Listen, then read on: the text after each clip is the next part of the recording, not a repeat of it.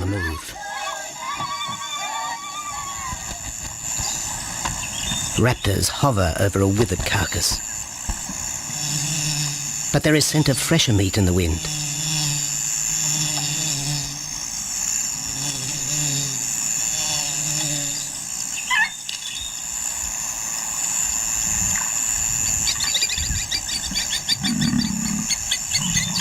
Pickings have been slim for Nabamba's pride since her fight with a startled warthog. The lioness is limping from the encounter. And even the pride's big male, Jabu, wonders when his next meal will come.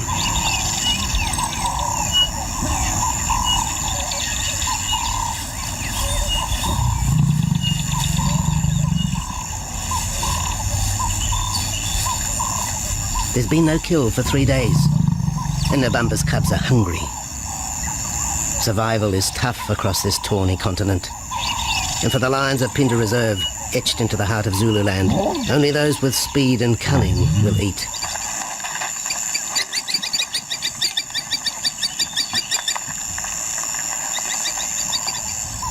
For this pride anyway, it's been a long time between meals.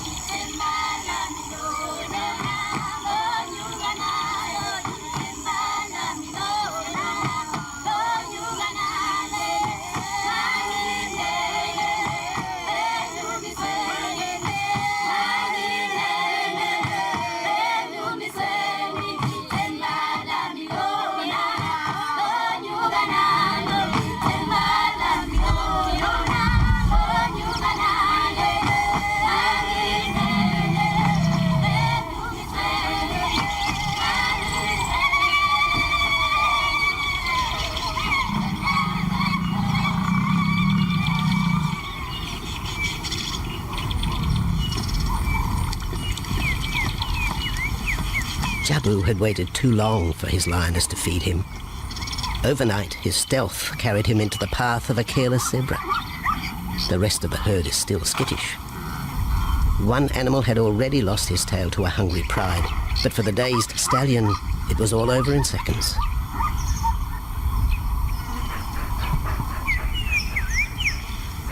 The big male watches his kill from a distance, exhausted by the chase, exhilarated by the sport.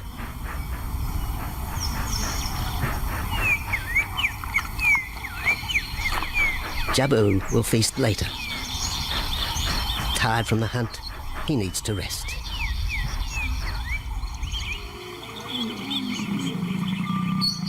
But his prey will be safe. Few scavengers will risk the sudden return of the Lion King.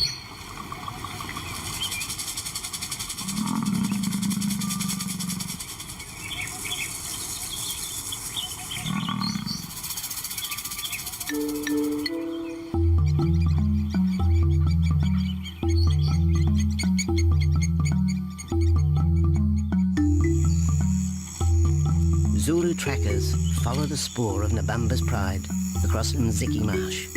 This vast tract of savanna is favoured by the lions in the dry air of winter, but it's a region also shared by Pinda's giraffe and white rhino population.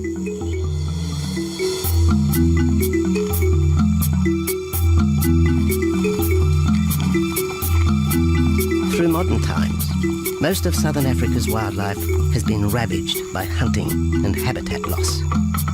Farmland, overgrazed and buffeted by domestic stock, has ripped the heart out of the original bush. The open, broad-leaved woodland, acacia bushveld, and wetland habitat had all but disappeared, taking with it the wildlife.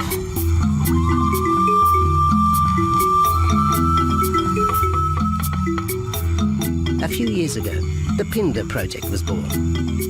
17,000 hectares of farmland bought up in KwaZulu-Natal along South Africa's eastern seaboard. What followed was the largest game restocking program ever seen on the subcontinent.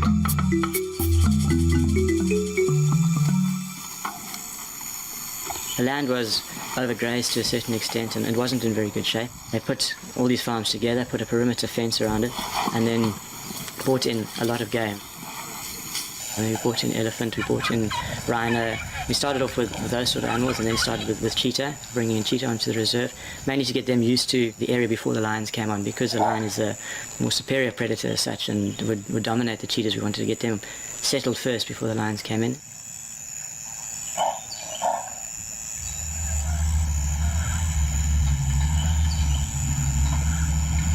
Andrew Lewis is habitat manager at Phinda, one of those committed to the restoration of southern Africa's ecosystem. Phinda is the Zulu word for return, and the aim of his company, Conservation Corporation Africa, is to return the land to its traditional wildlife and at the same time restore the habitat to its original state.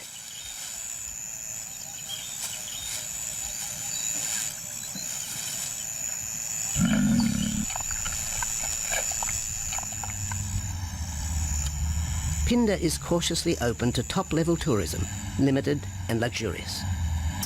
Dreams of extending the green frontier require funds, and the reserve's lion pride has already earned its keep.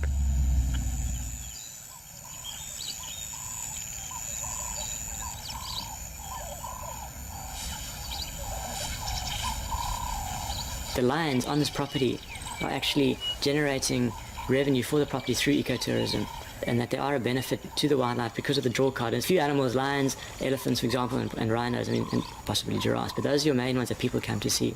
And we've been very fortunate to be able to have lions on the property, and I think those lions that we have given us amazing value for our guests, and by getting our guests in here, we're getting revenue into the area, and that's benefiting wildlife as a whole.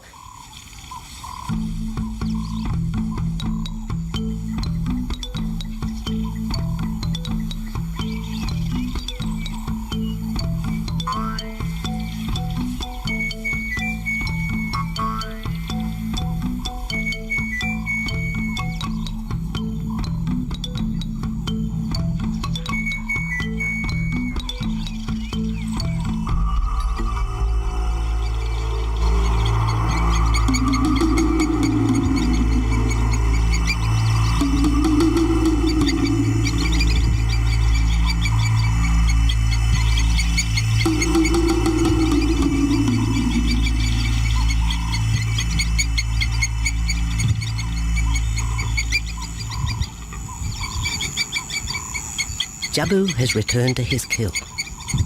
He licks the bloated carcass, but still there is no feeding. Lions will gloat over their prey, delaying the first bite until the meat ripens. For Jabu, the prospect of the meal is to be relished as much as the eventual feast.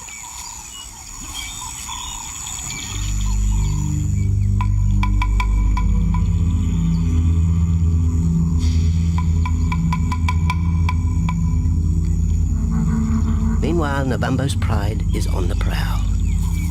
The older cubs are 10 months now, weaned, but still dependent upon Nabambo for food.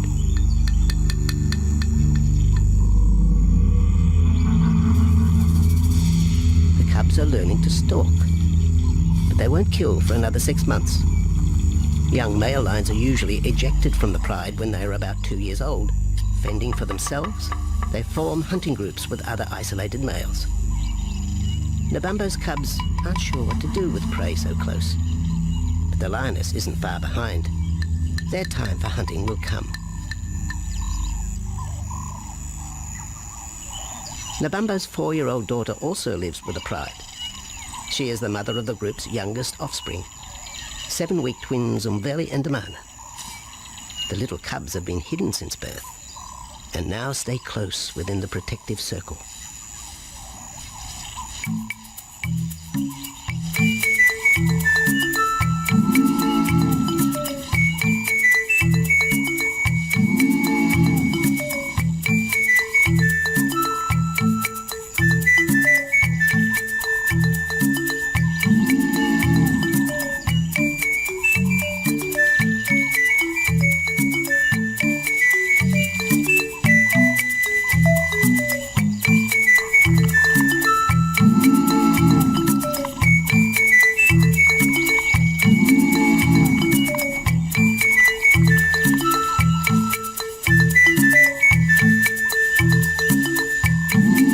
Jabu has little time for his small cub. When he is older, the mana will hunt with his father, but for the moment, the big male has nothing to do with his young son. Dejected, the cub finds solace among his siblings.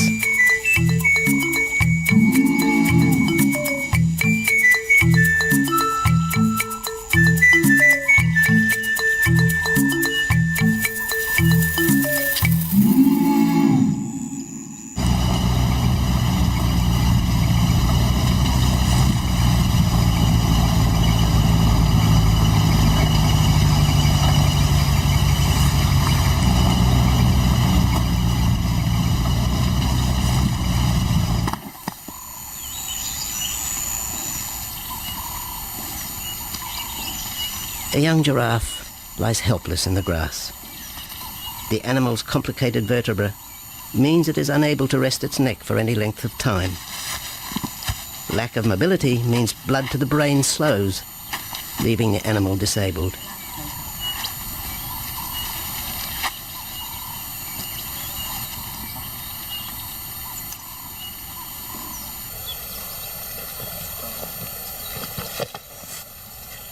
Efforts to lift the head fail, and rather than leave the giraffe vulnerable to predators, the young bull is shot by rangers.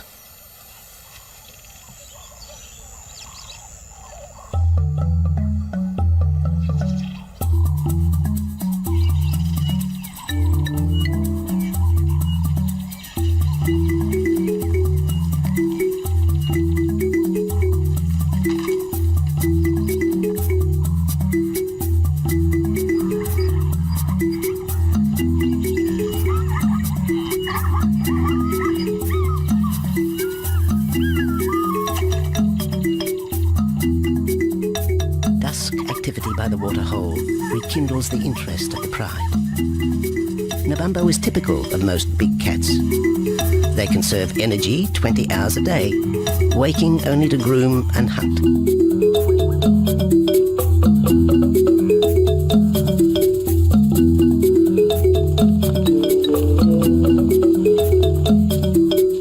The lioness shows little sign of her injured leg, but the tusks of the warthog have torn sinew and muscle, slowing her in the pursuit of prey.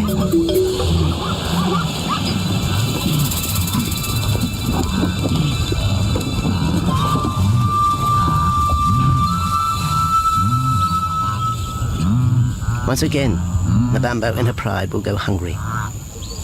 But the big lioness senses another kill nearby. A young giraffe slain by humans will provide meat for her cubs. Leaving the pride, Nabambo follows the scent.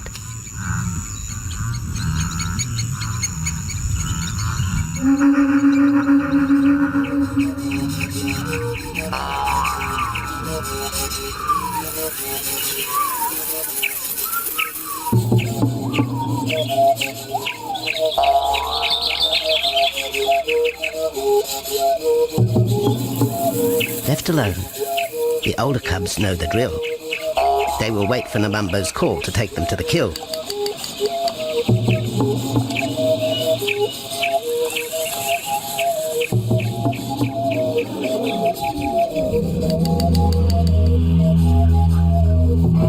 The day moves into shadow.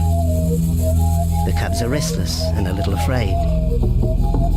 Adult lions have few enemies, but cubs, even those 10 months old, are at the mercy of leopard and other predators.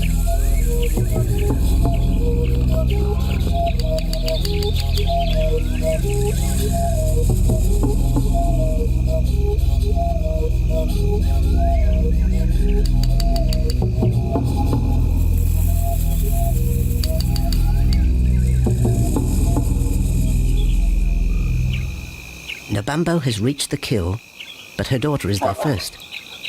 Even though females hunt together, rivalry for the prey is fierce.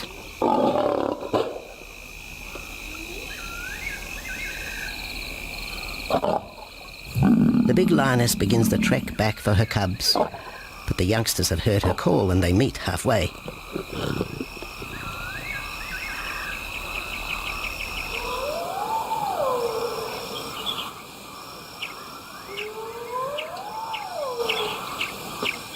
Nabambo settles herself in the long grass. The cubs are unfamiliar with her behavior,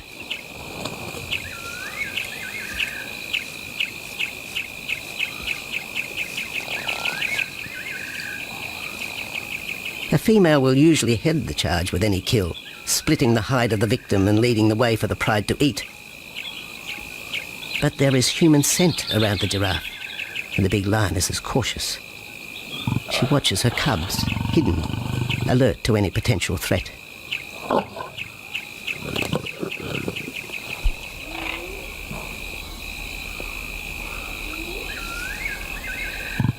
The cubs are curious, confused by this new smell.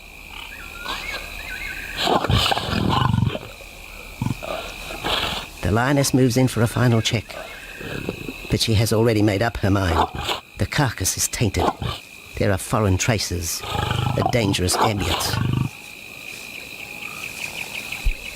Instinct tells her this is not food fit for her cubs. Disappointed, the bumbo moves away, the scent of another night stalk already in the wind.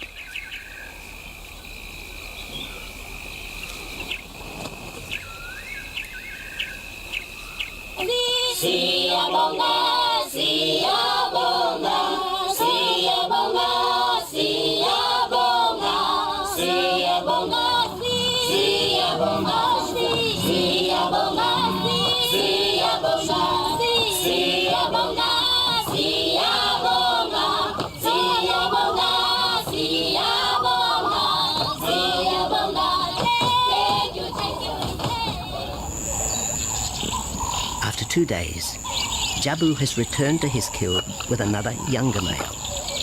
3-year-old Tembi is a son from a previous liaison with Nabumbo, and the two paired up after Tembi was ousted from the pride.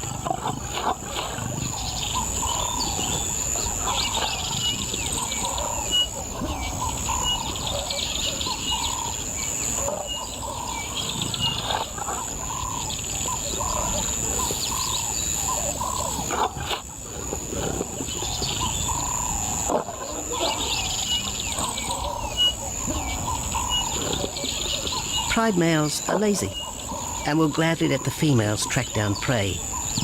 But the theory that males won't hunt is a fallacy. Any hungry male will hunt for himself when no free lunch is provided by the lioness, hyenas or other predators.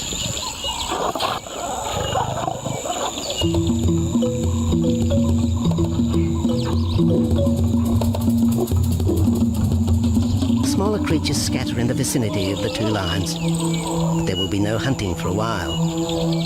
Bloated after the zebra kill, both males will sleep for the next day, oblivious of their surroundings.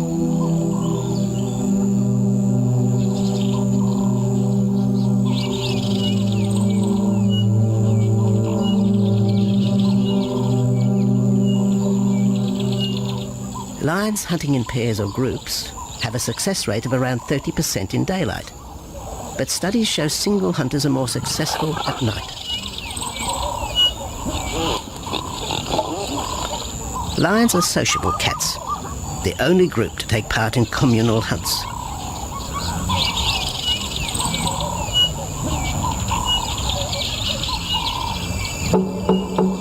Ambush is an important part of the lion's strategy. Often one pride female will round up the prey from the front, driving it towards a second lioness.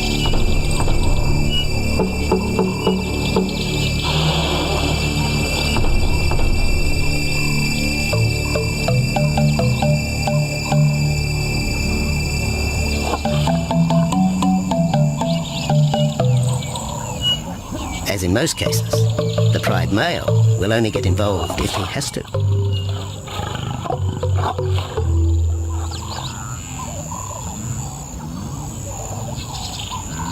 Accidents involving humans are rare in southern Africa's game reserves.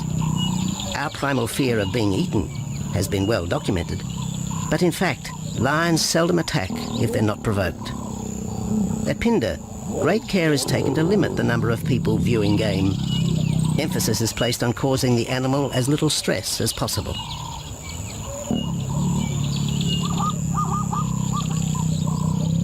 Land isn't a part of their natural food source. They don't normally go out and hunt people. I think your lions are opportunists though, and I certainly think that if your lion is very hungry, under stress, I don't think they'll necessarily go out to hunt you down, but if you interfere with them, they'll certainly kill you. And there's a good chance they might eat you at the same time.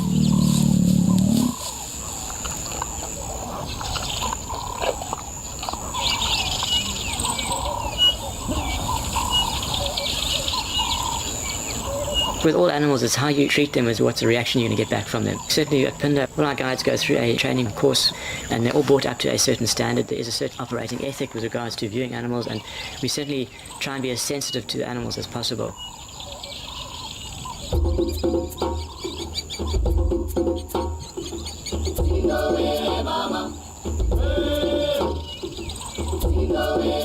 Cradled within the arms of the Ubomba Mountains and the Indian Ocean, Pinda covers one of the most diverse regions of Africa.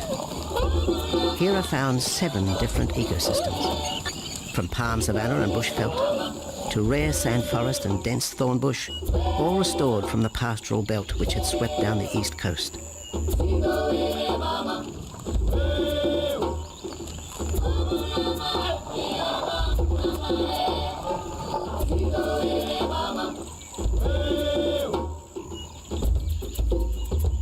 Where cotton, pineapple and cattle farms once stood, lion now roam their habitat again, alongside some traditional neighbours.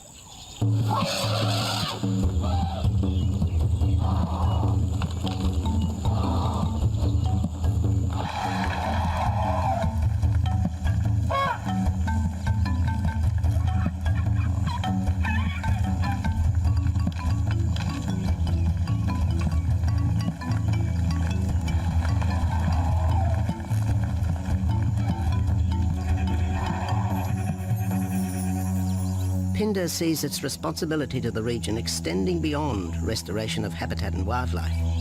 It provides schools and a clinic for the local Zulu community, as well as employment. In the eyes of Andrew Lewis, essential ingredients for a successful operation. It's very important to involve the communities around your reserve because they have to benefit as well. There's no point in just taking land, get some investors to invest in it. But if you don't allow the people who are on the periphery of that reserve to benefit from it, you're going to have an immense problem with poaching, and they're going to cut your fences down, and you're just going to have an uphill battle.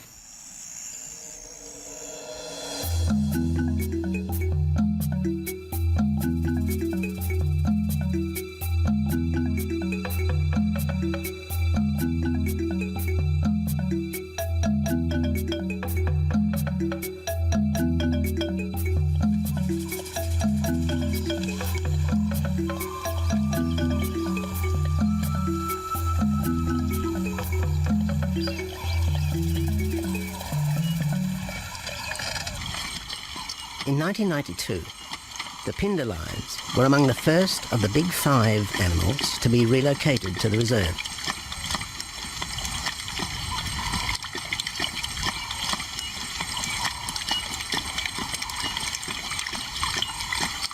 The original pride came from the northern province of South Africa, a vast scrubby region flanked by the ragged Drakensberg Mountains near the Mozambique border.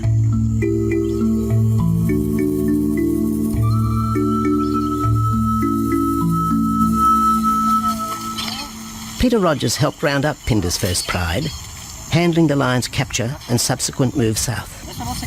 Today, he's head vet at the Hoedspruit Research and Breeding Centre for Endangered Species, overseeing its cheetah breeding program.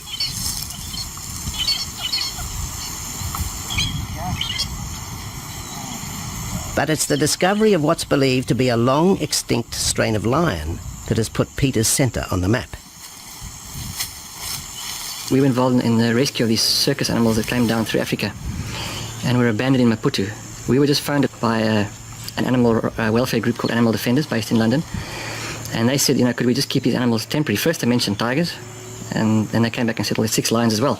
So we said, yeah, we could hold them temporarily just until they found permanent homes for them, but basically get them out of that predicament that they were and the shocking conditions that they were in Maputo and Mozambique.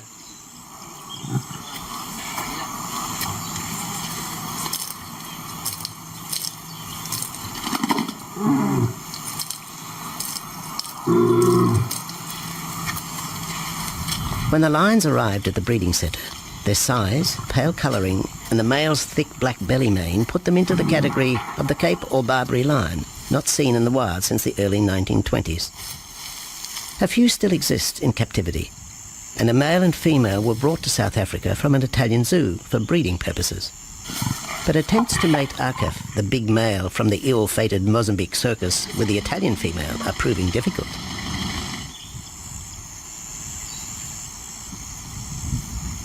Arkef is overprotective, even preventing the lioness from eating when the meat truck arrives.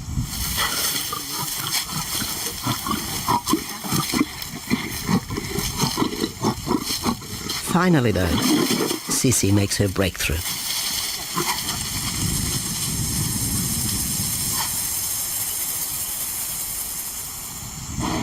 We'll see you up in the front there, Mark. You're going to go to that sort of middle central area. Where are you going to go? In the next enclosure, Arturo, the Italian Barbary male, is about to be sedated. His attention to his sister Cece through the fence is hampering mating efforts, and Peter Rogers is keen to move the big male. He shoots the dart into Arturo's rump. Arturo has been sterilized, but while his breeding days are finished, he'll live out his days at the center. 1.5 minutes now, so... His female companion, another Barbary from the Mozambique circus, is drawn away by the meat truck.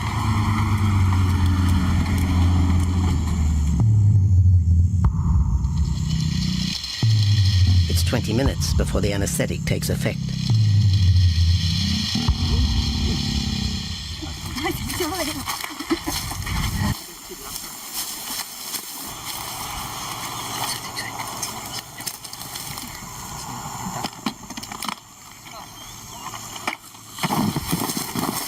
It's nice to be the supervisor. Slowly.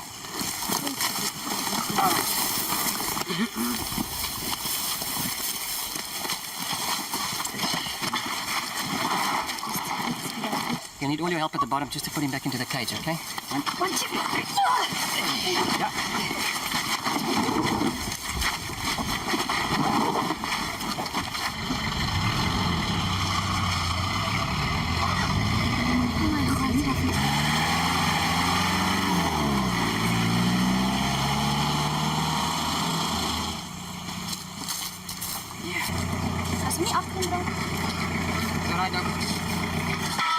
The anesthetic gives Peter Rogers and his team a chance to check over the 12-year-old lion. He'll spend a few weeks in this cage before being returned to his enclosure for observation. I still want to inject him and everything, Mark.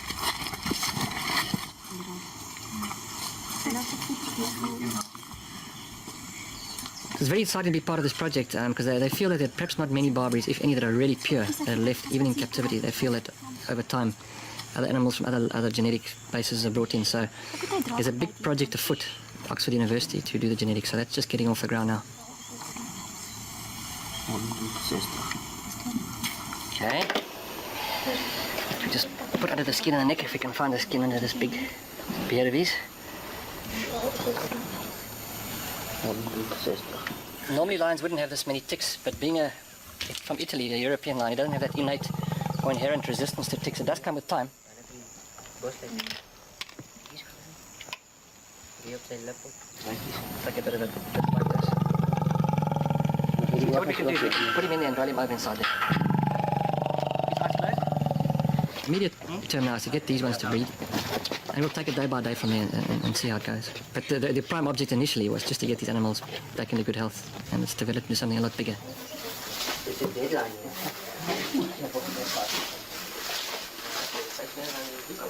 Yeah.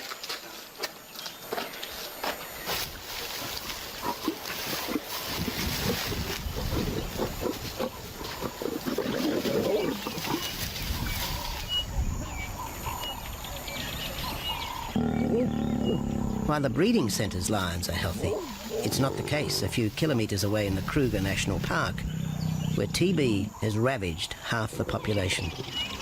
Infected buffalo have been blamed for the outbreak, primarily in the south of the park, and attempts are being made to fence off the diseased area.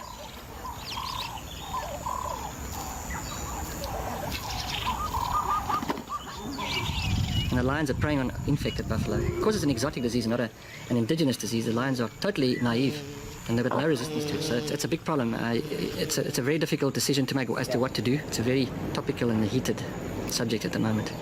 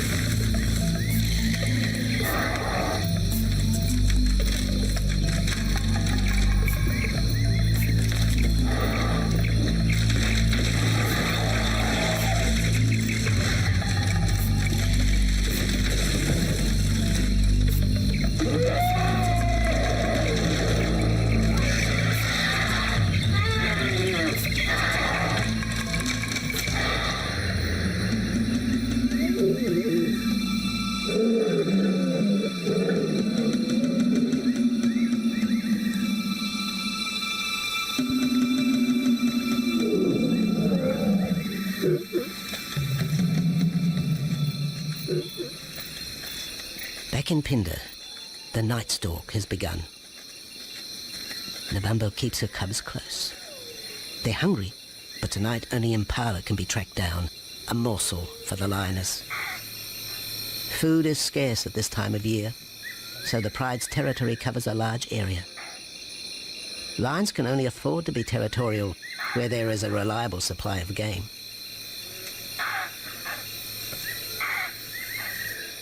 Jabu wants to mate. He's been with his pride for nearly a year now, but Nabambo would prefer a larger group of males around her. Eventually, though, Jabu will have to join forces with other males to have a chance of keeping this pride. The big male is only 7 years old and a fine specimen, weighing in at just under 200 kilograms. For the moment, he's secure, although tonight, Nabambo has hunting on her mind.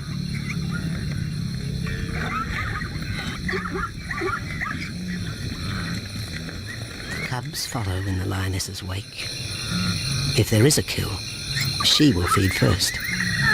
Often, weak cubs lose out to a hungry mother.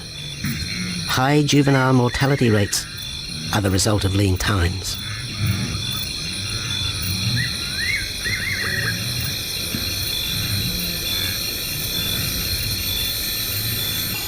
Jabu has had enough. He's been walking for hours. Sleep is more important. And the zebra he ate 2 days ago will suffice for another night.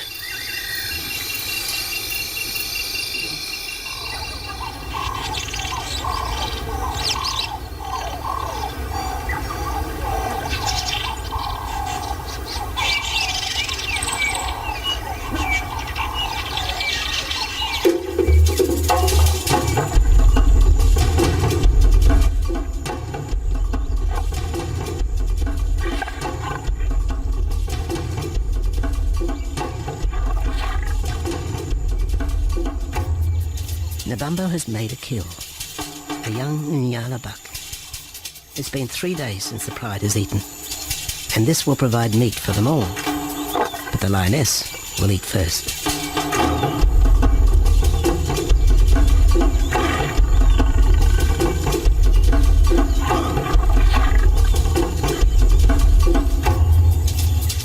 The cubs know the routine. They will get their turn. But Nkosi is hungry. He creeps towards his mother. As the biggest of the cub,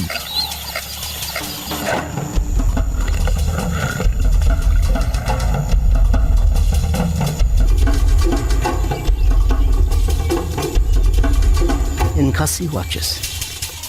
A lioness can eat more than 20 kilograms in a single sitting. This could be a long wait for the little cub. Nkosi approaches the kill cautiously. Sometimes a lioness will turn on her cubs, but today, Nabambo is pleased with her efforts.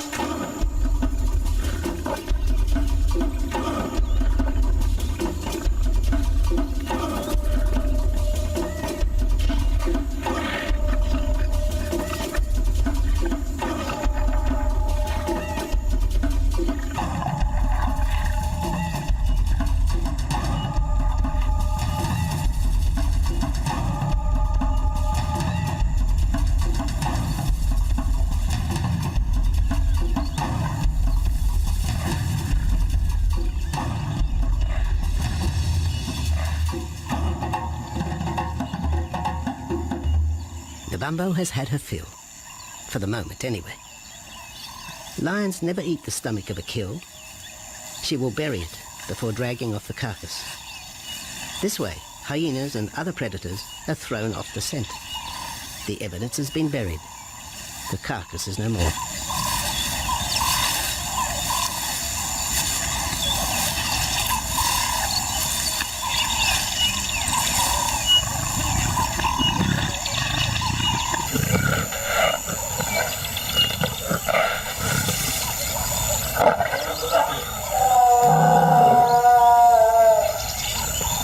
Nabambo's daughter hears the call. It is the second this morning. The first was the strangling cry of the Nyala as Nabambo broke the young buck's back. There was no struggle. The big lioness is a seasoned hunter.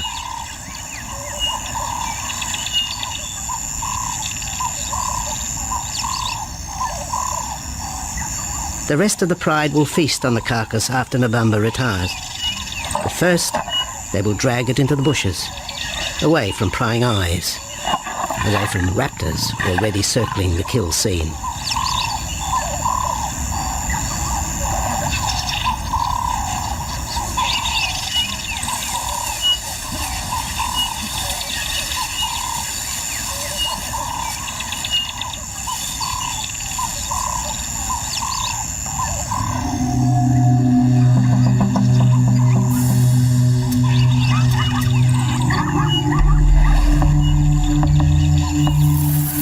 Kill has created a nervous edge. Even the hippo, its bad temper legendary, is flustered, anxious to protect its waterhole. Wildebeest are a favourite prey for lions. Naturally, they feel vulnerable. But for the pride, there is no agitation. Gorged, they will sleep for the next day. Even Mveli and Damana, the 7-week twins, have tasted blood for the first time. But it will be many months before they take part in a hunt.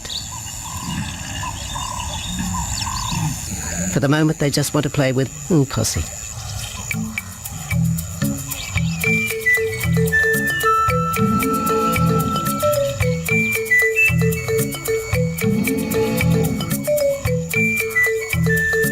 The older cub is beginning to take on the shaggy mane of the bigger males. Within 18 months, he will be hunting with them, competing for his own pride. In the meantime, though, he has to contend with his young siblings.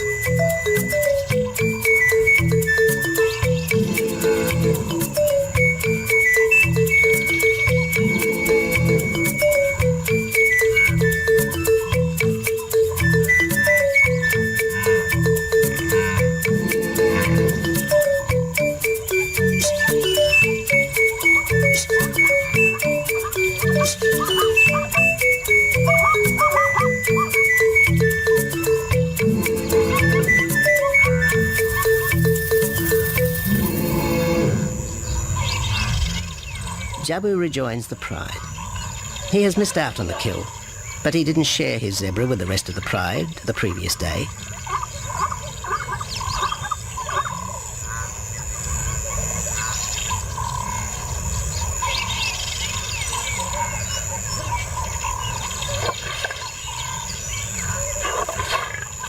A half-hearted attempt at mating, but the big lion's attention is drawn to a curious onlooker. With the pride so close, the giraffe won't be sitting for long. Drinking and sitting is when they are at their most vulnerable.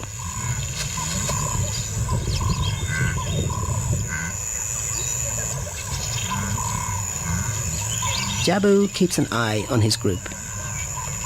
Pride takeovers by other males are common, and savage fights can occur between the pride male and the intruder.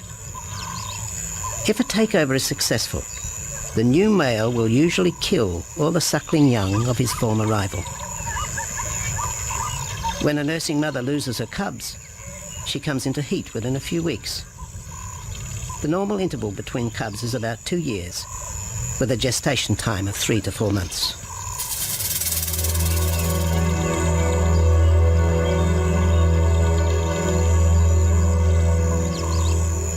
Jabu marks his territory, but it may soon be all in vain. A fresh infusion of lion genes is necessary to avoid the effects of long-term inbreeding. It's likely Jabu and his son Tembi will be swapped for males from another game reserve. This will broaden the bloodlines of future lions and avoid the genetic risks currently facing the pride at Pinda.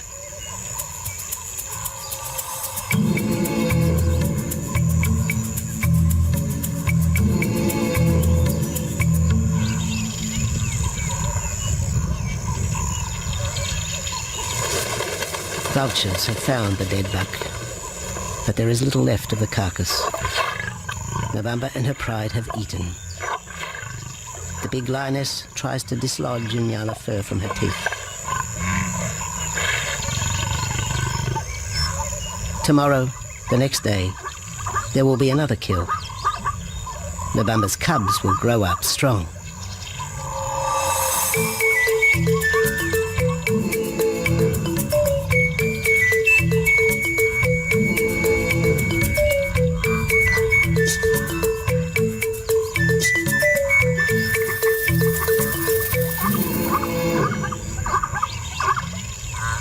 The lion is the greatest of all predators, the essence of all that is Africa. And yet, there are fewer than 50,000 left in the wild. The future for the species lies in managed reserves such as Phinda. Here in Zululand, the lion roams free for the first time since the beginning of this century. At Phinda, the philosophy has always been simple. Africa's wildlife land, undervalued and underutilized, is the continent's most precious natural resource. Focusing on the animals, their habitat and local communities is just the beginning of an African renaissance. Phinda is, after all, the Zulu word for return. Maybe, too, it's a chance for man to redeem himself just a little.